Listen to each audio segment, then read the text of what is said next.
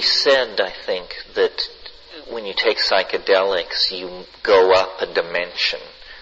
And so this world of transience and flux becomes an eternal world. So in that sense, it's the same thing. Whether meditation and psychedelics are the same thing, I think depends on your meditation and your psychedelics. Different meditations strive for different things. Much meditation is about emptying the mind of phenomena. This certainly would not be a description of the psychedelic state. In my experience, the highest psychedelic states have been complete emergence and complete ego loss and becoming oneness, it's ineffable. But those have been both with the mushrooms and the LSD. Now, through my highest meditation experiences, it has been very similar, where there is no sense of self and otherness. It's just a flash of everythingness and nothingness. It's non-dual. It's seemingly the center of singularity, where poles clash into each other, where we're into another dimension. Well, in the interest of keeping the number of singularities to a minimum, the most elegant thing to do is to wrap the theory around and say that the starting point and the ending point are the same place. Yeah, it's the place where all is cotangent. How we could get the universe back into the primal dot in 12 years, I don't know, but there are some schemes to do that. There's always schemes to do it. If the universe were some kind of vacuum fluctuation and it had an antimatter twin in a higher superspace, then there would be the potential, at least, for them to collide across all points simultaneously, and you would actually get the universe of matter disappearing instantly, and you would then be left with a universe made only of photons, because they don't have an antiparticle. What a universe purely made of light, what its physics would be like, is hard to say, but it sounds peculiarly like certain Gnostic hierophanies about gathering the light and returning the light. Ultimately, the meditation path and the psychedelic path must somehow lead to the same kinds of data if the claims of both are to be respected, which is that they give deeper knowledge about reality. Yeah. And I was wondering, as a kind of connection between that and the point that you were just making previously about the expression of those inner states through art, what your view might be on the use of some of the technologies today that are aimed at providing access to those inner states in a more, you've mentioned about with the psychedelic, one of the problems is bringing back the information. And so I'm thinking here about some of the routines and particularly the technology of Robert Monroe aimed at providing access consciously to those states such that you can bring that information back more readily. I'm all for it. I just haven't seen anything that convinced me that anybody had achieved it to any degree of significance. Imagine a drug that did nothing more than allow you to remember your dreams. I mean, that's not exactly shooting for the moon pharmacologically these days. And yet, a drug which allowed you full recovery of your dreams might unleash God knows what, because we don't know what we dream. The chemistry of DMT suggests that in deep REM sleep, it's possible every single night you have a DMT flash. But it does not transcript into short-term memory. So, or imagine a drug which allowed you to enhance long-term memory. so that you could slip into reveries of a summer day 30 years ago and play it back moment by moment by moment. This is not shooting for the moon pharmacologically. We're not talking immortality here. We're just talking simple neurochemistry. But all of these possibilities would change life beyond recognition. And I think these things should be pursued by any means necessary. It's a false dichotomy, the idea that somehow you should be able to achieve these things on the natch, and they're not authentic if you achieve them through psychedelics. This is just a con to keep lineages in business, I think, because they don't want you going off the ranch and charting your own course. But where shamanism becomes priestcraft, it's already well on its way to senescence. Terence, when you're collectively perceiving together as a group taking mushrooms, you're collectively perceiving similar phenomena without speaking. In couple situations, I've had telepathic things. I've had in group situations very quasi-telepathic social interactions. And what I mean by that is I'm recalling an evening many years ago taking ayahuasca with these people, and they had a weird scene going. The shaman was a good guy and a good shaman, but he had a nephew who was a jerk and was sort of a pimp and kind of a hustler, and the shaman was singing with his three friends these ancient songs, and this guy was drunk on aguardiente, and he would sing against them. And this was in Peru, and if you know the style of rural Peruvians, people are so polite and so not up front that no social problem is ever dealt with directly. People will tolerate incredible bad behavior without turning on the person and saying, listen, you're completely out of line, knock it off. So 30 people, 30 Peruvian campesinos were witnessing this sing against, and the woman I was with at the time very much didn't like what was going on. And at the end of this nephew, the sobrino, at the end of his song of raucous interruption, I looked up just as he ended. The room was almost complete darkness. I looked up just as he ended. I saw her look up and look at him with a look of utter disgust.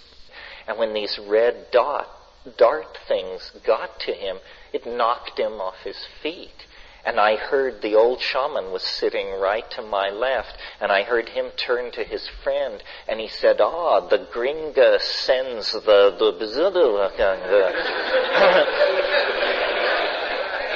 and so it was like, wow. But, then ordinary reality immediately reasserts itself and moves forward. And there's no time to say, wait a minute, folks, something paranormal just happened here. I want to interview everybody, get your impression. It's never, when it's real, it's always caught up in the on-moving flow of events. Be resisting and fearful. In other words, to resist what comes forward. Well, if you've taken what you don't want to do is this is reasonable advice too, I think.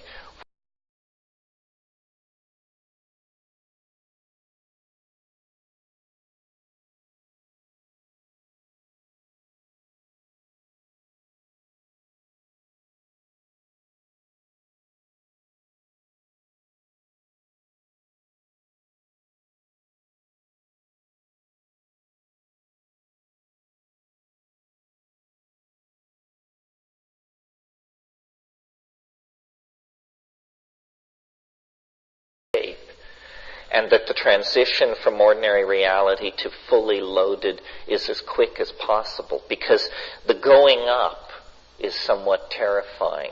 For example, let's use psilocybin as the model. Here's how it works for me. This is not tea, this is eating raw mushrooms. It comes on more slowly. So after an hour or so, and the way I do it is I sit as soon as the mushroom enters my body, I sit and meditate.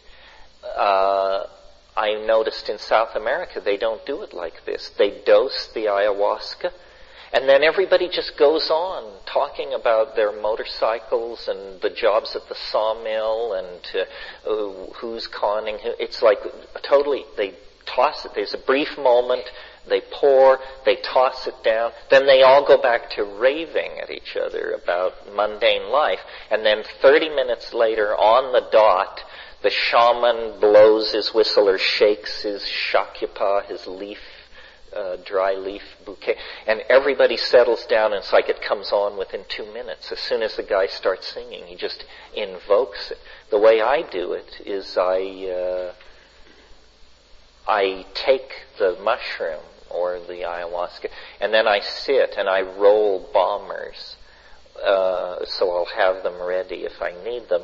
And I just sit as I'm going to sit during the trip, and I've unplugged the telephone, and I've gotten everything squared away, and it begins to come on at about the 40-minute or the 60-minute mark, and there's sometimes some nausea as it comes on, and then I smoke a bomber or half a bomber.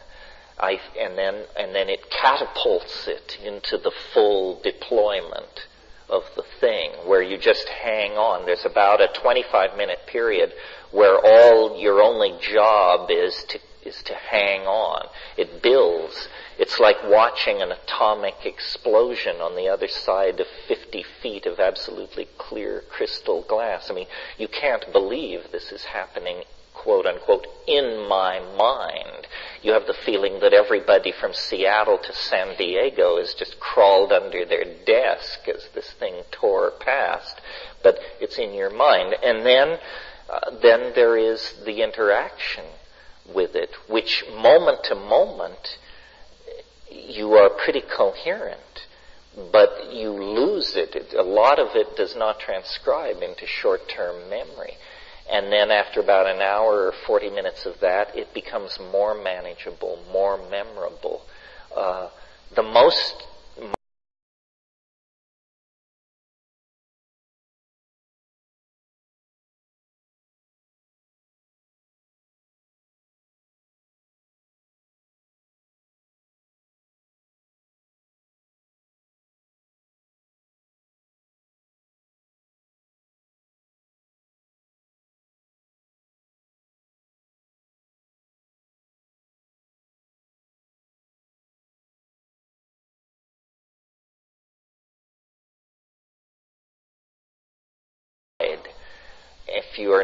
if it's more than most people who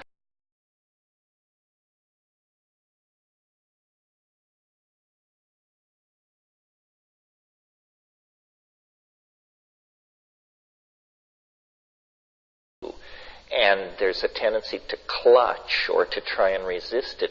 The thing to do in those situations, I think, and it's counterintuitive to how Western people think, but the thing to do is to sing, to sit up, not to assume the fetal position. See, what you might tend to do is assume the fetal position and tell yourself, my God, this is the most appalling thing that's ever happened to me.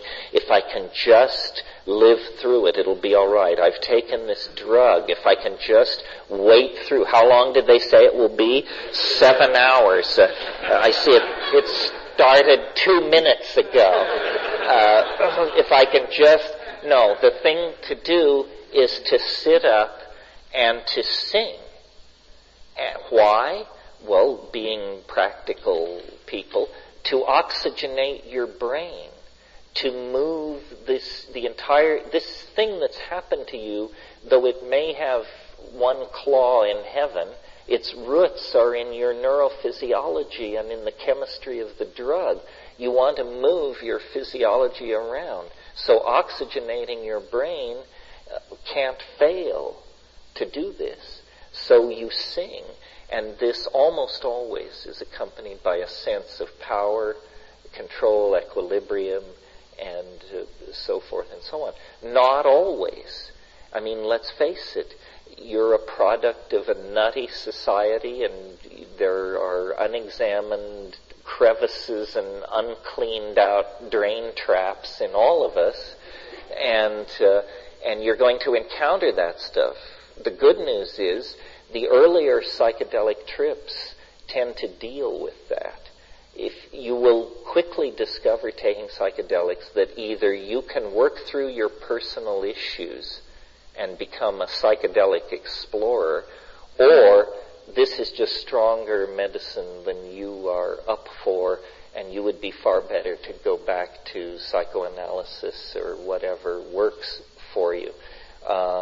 Some people just can't take it. Why is that? Well, because what it does is it dissolves boundaries, and most of us are over boundary defined, but some of us are having an uphill battle getting some boundaries in place and realizing we are not the telephone or the tree or the person we live with. And so for those people who are having trouble establishing and maintaining boundaries, this is the last thing on earth they should get involved. Cannabis. Cannabis. Cannabis. Yeah. When you're in the state that you're experiencing the total loss of ego or boundary, is it possible that your physical self could just literally stop? Because I have... Well, people often, yes, wondered. Often people wonder. You get into a place where it's so unfamiliar that the question comes up, have I done it this time? You know, am I dying or am I in danger? The answer is, the odds are incredibly against you being seriously in danger. People don't die from psychedelics unless they have heart conditions or some incredibly rare medical condition. The problem is that the ego feels threatened by the boundary dissolution, and its ace is your self-identification with it. And it can actually say to you, you are dying, and here's the evidence.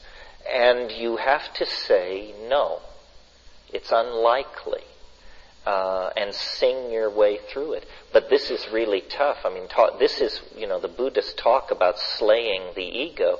This is slaying the ego for real. You must slay it, otherwise it will spread panic into your whole psychological system, will give way to panic and hysteria. So unless there is some real reason to think you're dying, and you should have done your homework, you should know what to expect. For example, if you take LSD and begin intense bouts of vomiting, this is not a proper reaction to LSD. Something is wrong, either with the LSD or with your relationship to it. You should know because a typical trip will put you through changes, but is not dangerous. But if you suddenly begin exhibiting some symptom, heart fibrillation or something like that, then you want to have... this is why then there's always the issue of the buddy system. Should there be somebody else there, and what about all that? My position is, if you're anxious, then you should have a sitter. If you're going to do it alone, you should certainly tell someone so that they will check on you after a while. I don't like doing it in groups or with sitters, because inevitably I get spun into them. What I want to do is go as deep as possible and and even if I'm alone with one other person, culture is the third guest at the table. If you start, I've often found myself in the middle of psychedelic trips thinking, I'm sure glad there's nobody else here to see this, because I'm sure it would alarm an observer. because I have my leg thrown back up over my neck and I'm screaming in Urdu or something. But it's okay. After a few minutes, it's okay. But if there were an observer, they would feel the need to do something, you know. And often, like I've seen people smoking DMT, and people moan, and they say, no, no, no.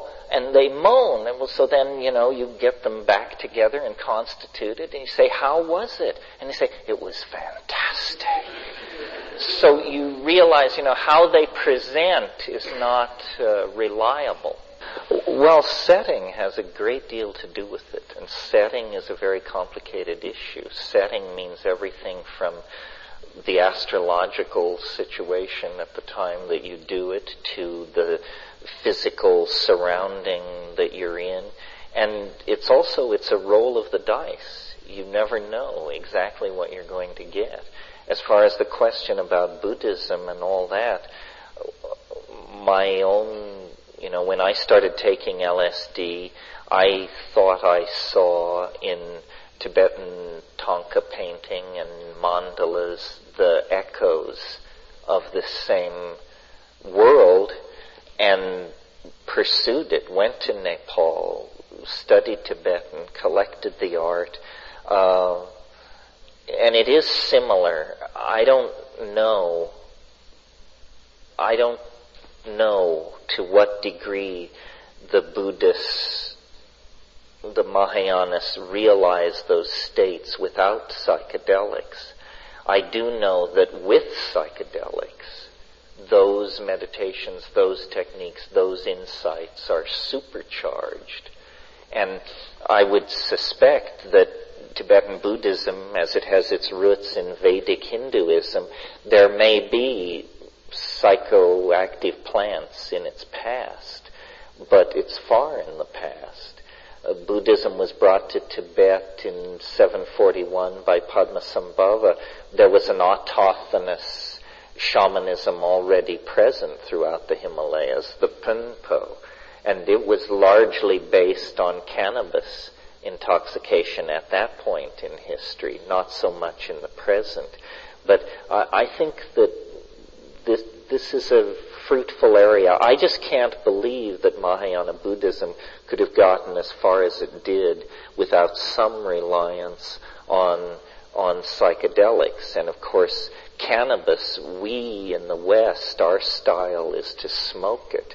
And that's a very mild way of dealing with it. I mean, if you have unlimited amounts of high-grade cannabis and you eat grams and grams of it, you will have experiences as extreme as anything that psilocybin or ayahuasca can deliver to you.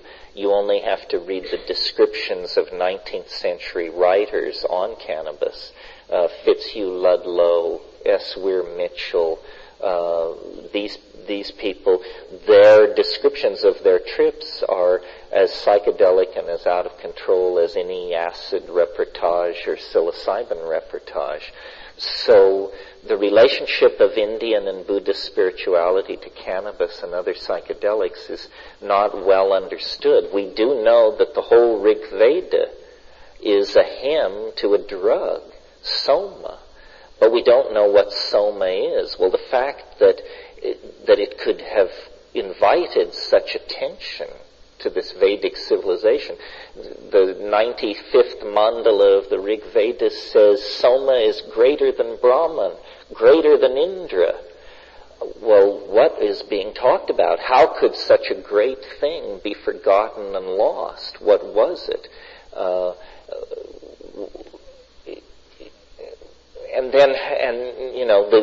Almost as puzzling as what was it was, how could you lose such a thing?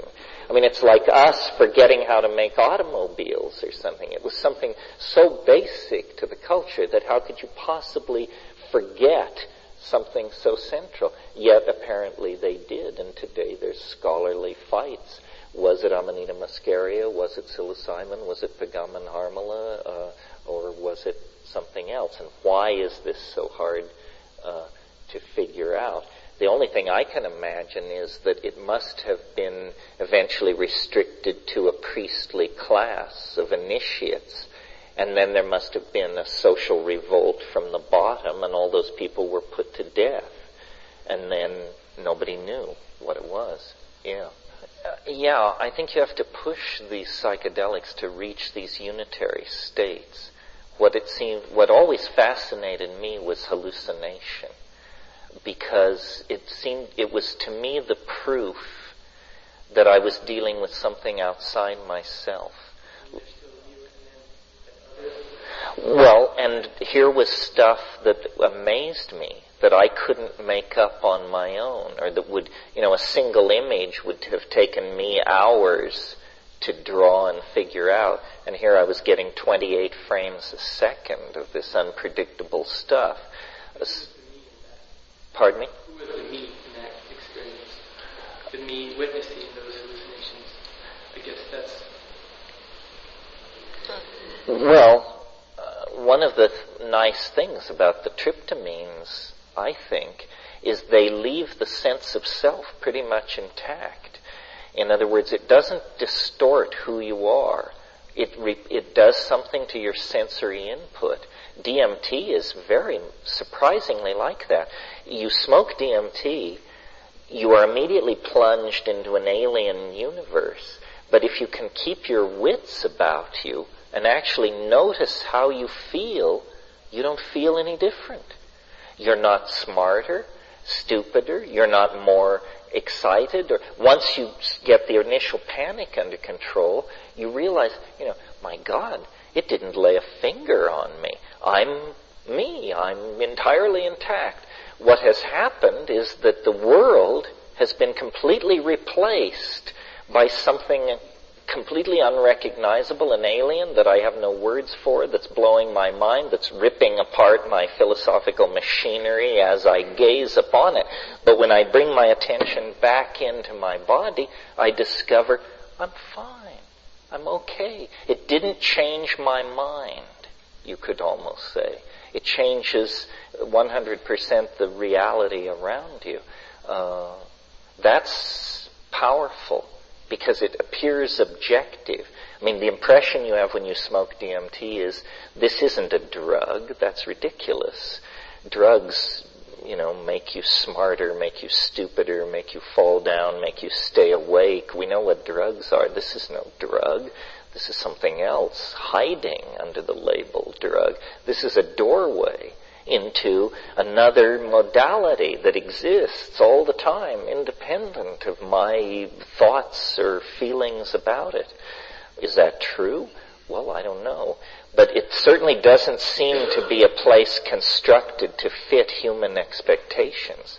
Like, one of the things that always troubled me about DMT being somewhat of a Jungian bent was the question, how come there's no hint of this in any mythology or religious tradition or alchemical text or fairy tale or dream or anything else?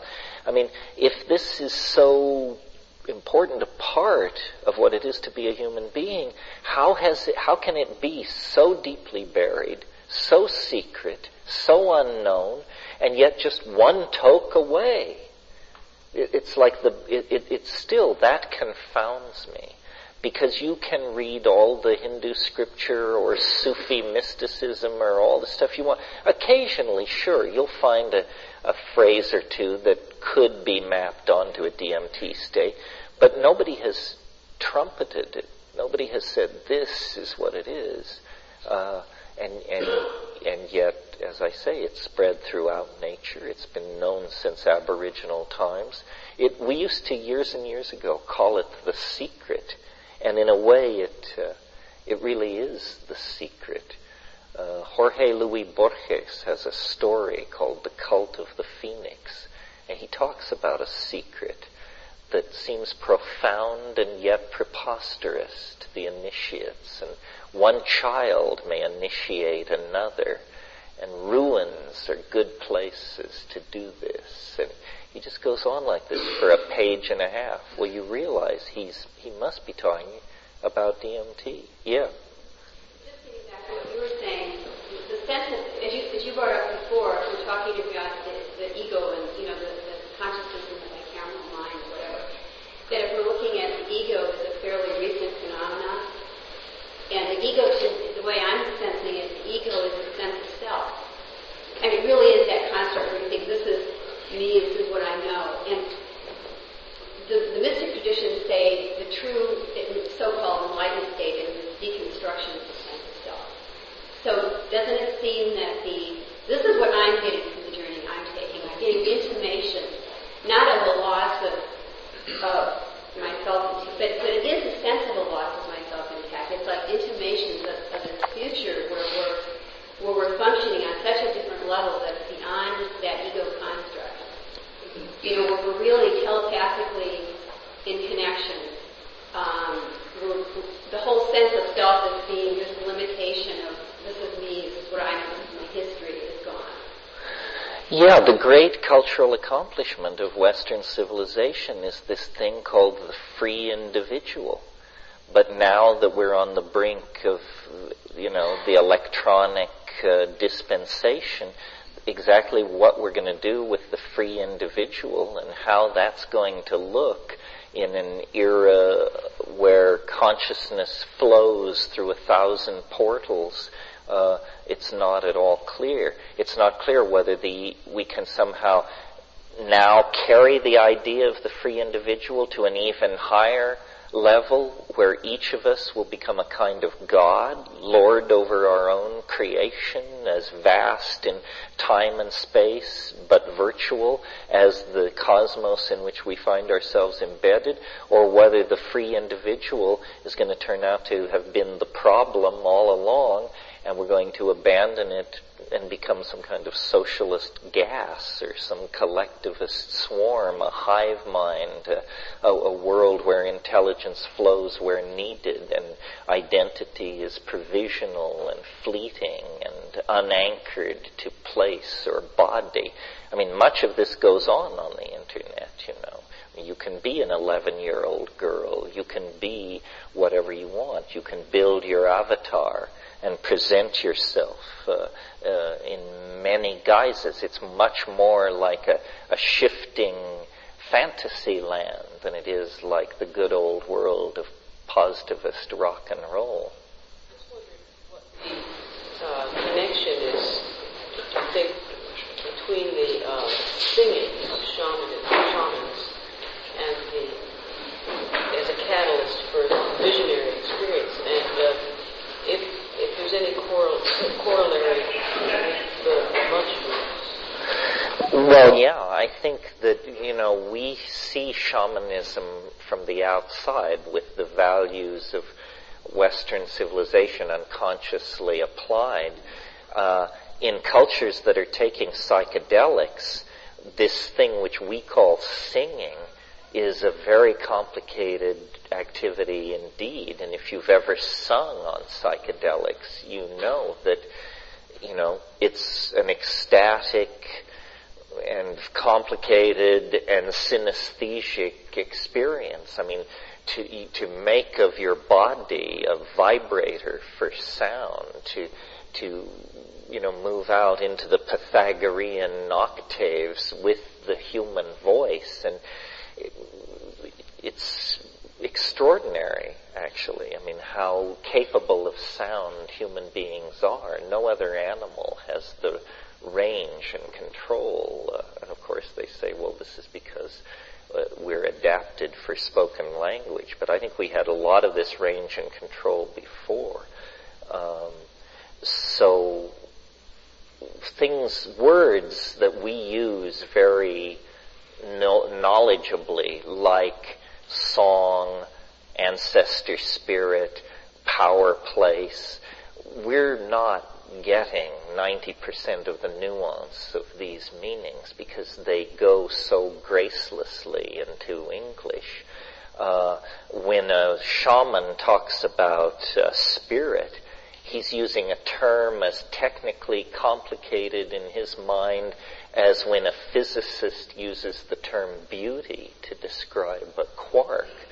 It's very technically defined, and we tend to simplify and then suppose that we understand.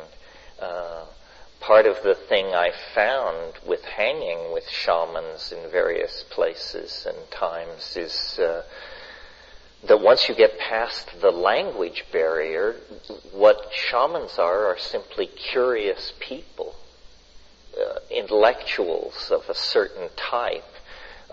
In Australian Aboriginal slang, a shaman is called a clever fella.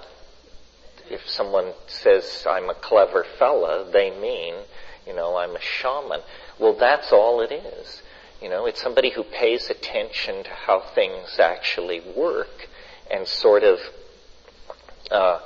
transcends the culture by that means. It's a weird paradox. It's that the shamans, who are the keepers of the cultural values, are also necessarily of the keepers of the secrets of the theatrics of the cultural values, and so they live their lives in the light of the knowledge that it all rests on showbiz. Everybody else is a true believer, but these are the image makers, the people who actually pull the strings and control the evolution of the mythologies. And in a way, it's a situation of alienation. Merciliade talks a lot about this in Shamanism, the Archaic Techniques of Ecstasy, and in History, the Eternal Return. Talks about how the shaman is socially marginal, politically marginal, lives at the edge of the village, and so forth and so on, and is feared by the people. Because dealings with the shaman are always dealings about life and death.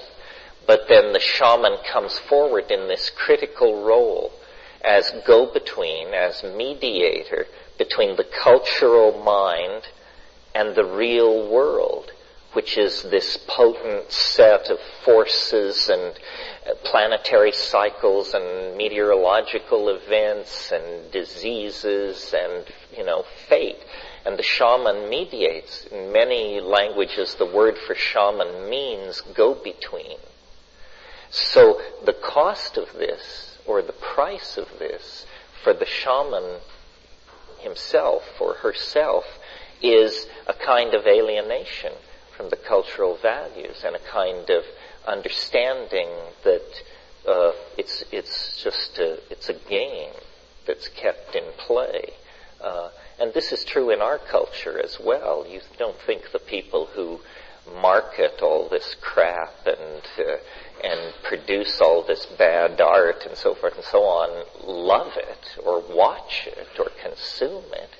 They market it. Its basic purpose is to delude and distract the masses. So the psychedelics, what they bring into that shamanic situation is sort of rocket fuel for the project of cultural detoxification, or Gnostic rocket fuel into a realm of cultural alienation. And from that point of view, then, these other dimensions of reality come into being, and deeper understanding comes into being. I mean, one of the things I think after spending a while with all this is it really helps to be educated.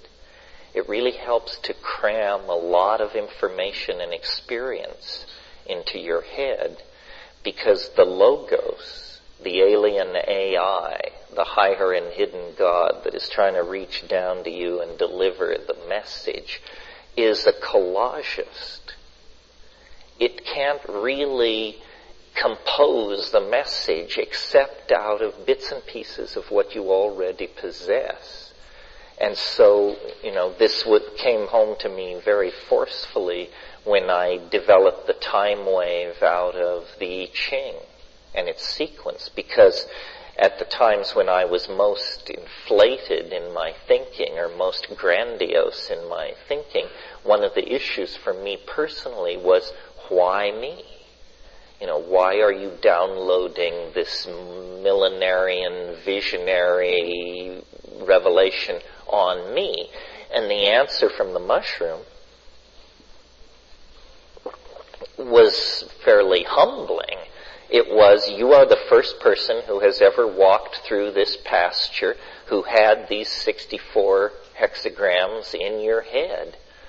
And that's all we needed. We were just waiting for somebody who could bring that much to the party, and then we could arrange the details and the mapping and the arranging, but they had to arrive with that much, and you're the first person.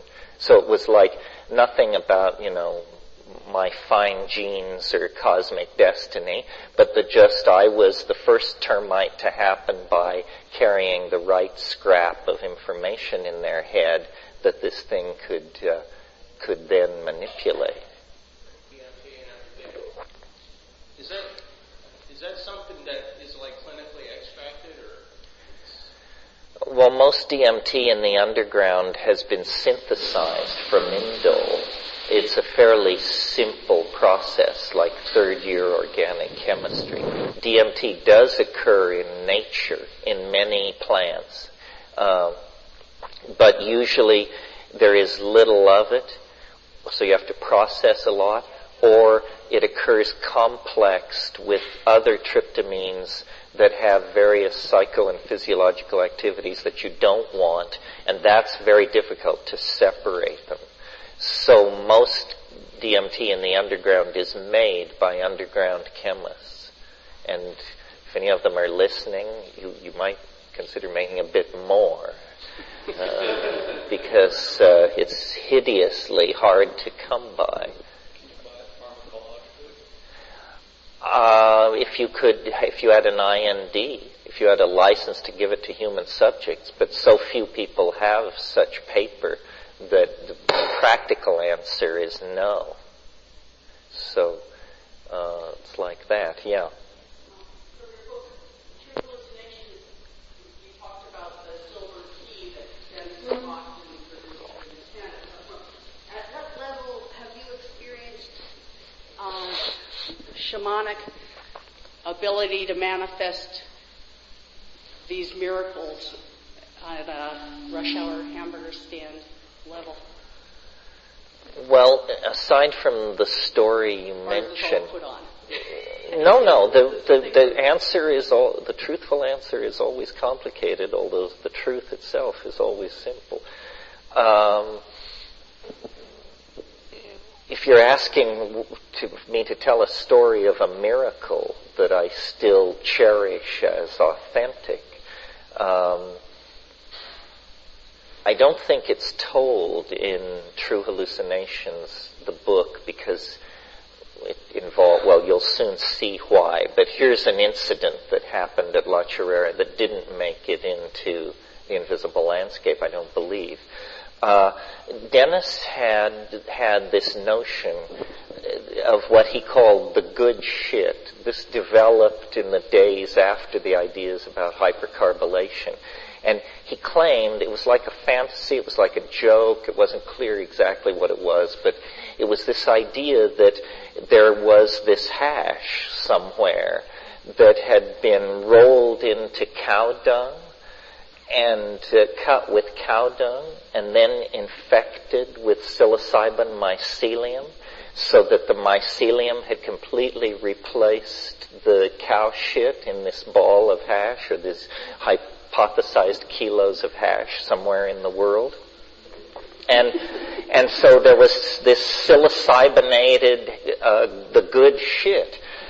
And at one point he envisioned us actually forming a rock and roll band which would play instruments that would condense this stuff out of the air over large audiences.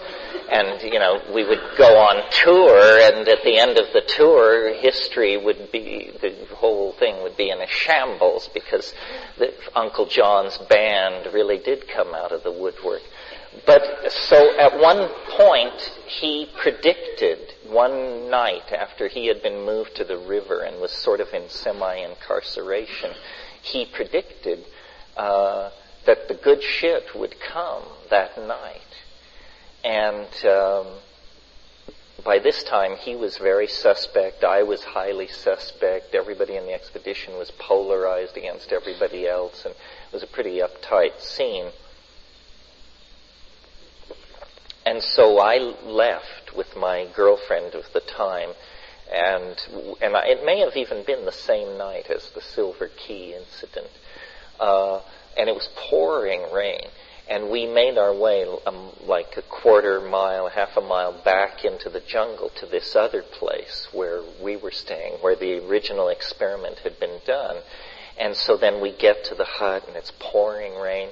And I had scored this kilo of Santa Marta gold for the expedition. And we had smoked nothing but this, for Colombia, relatively reg weed for weeks. So I got it out to roll the evening's joint, and I was fumbling with it, and I got this thing lit, and this little crumb, this little burning thing fell on the floor, and I lifted it up and smelled it, and the transubstantiation had occurred.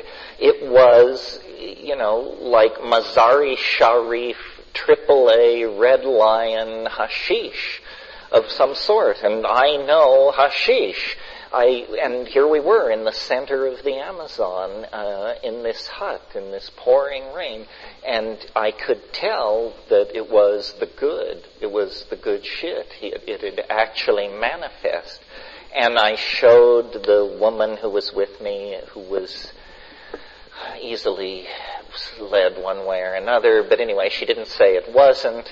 And I stayed up late that night smoking this incredible hash and waiting for the rain to stop so that at the first gray light of dawn I could go down to the river and confound my critics with, the stone itself, the alchemical quintessence, the concrescence, the excreta bonum, the good shit.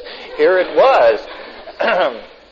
And so as dawn broke and the fog lifted, I made my way across this rainy pasture and sat down by the hammock of the sleeping form of my most vociferous critic and sort of elbowed her awake. And, there were other instances where this was the principle at work. It didn't work. Everything had returned to normal. It was the Cinderella screw up, It was just that I was a char girl who washed pots, and there was no prince, and there was no coach, and there was no... And plus I was once again humiliated in the presence of my critics who had further reason to think that a check into the local mental health care delivery system might not be a bad idea. These things happen.